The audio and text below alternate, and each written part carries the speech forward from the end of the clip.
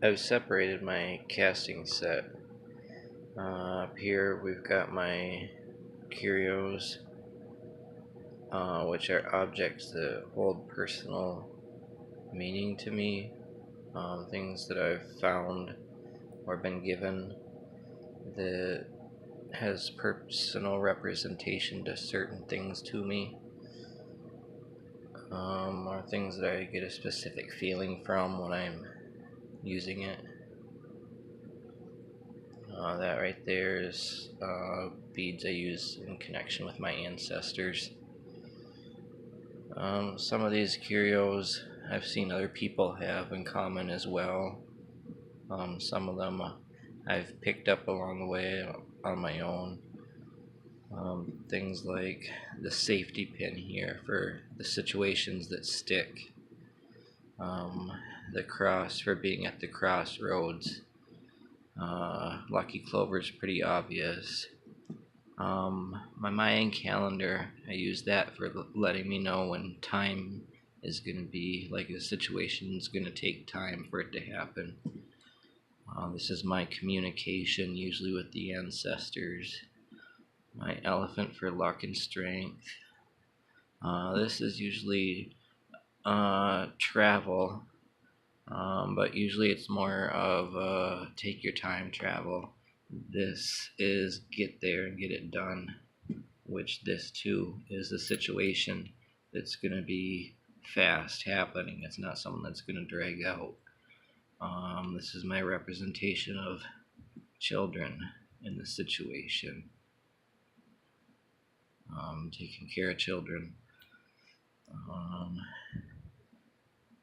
Imagine, it's pretty simple. The anchor, my key to the situation, my skull for the ancestors. Some of my curios. I use dice lately. I've been getting to trying to incorporate the numerology and things, so I try to roll those in the reading as well and incorporate the numerology to it. That's something that's new to me. And then I got my bones, and I guess teeth and quill I consider in with the bones. Right here I've got some pieces of wood and resins that are sacred and been blessed and help kind of add to it. I've got my stones. I've got other stones as well that I sometimes add and remove and throw into the mix. It's kind of ever changing. Some of my shells. This one's a pretty common one in most casting sets I've seen other people seem to have. This is actually a fossil of an old one that was given to me by a dear friend.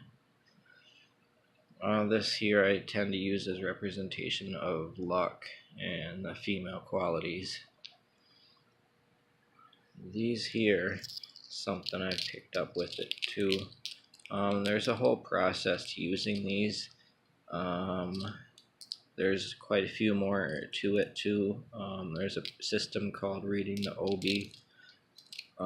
This is not really, I don't consider this an Obi reading. It's kind of taken from that concept. I haven't polished them off, and I haven't dedicated them to it or nothing. I just use them in corporation with my ancestors, where they help me with knowing, like when you roll them, so many up is better chances towards a favorable outcome, and so many down is less likely. So say you got 3 of them up and the 1 down, it's better chances of it coming. And there's a lot more to this. I'm not going into the all detail of it right now, but there's a whole process to these too.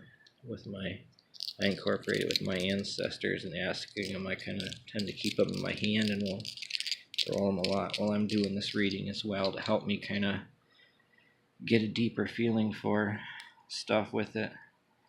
Again, this is my set that I've separated to show. I've got my seeds and nuts and things too that I've gathered from spots that I hold sacred and that such, that mean things.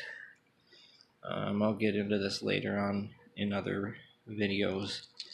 Right now I'm just trying to kind of show my basic set for me. This is a set that I've been collecting for several years now. It never really feels like it's fully collected. I think it's something you always constantly are adding and removing pieces to it and from it.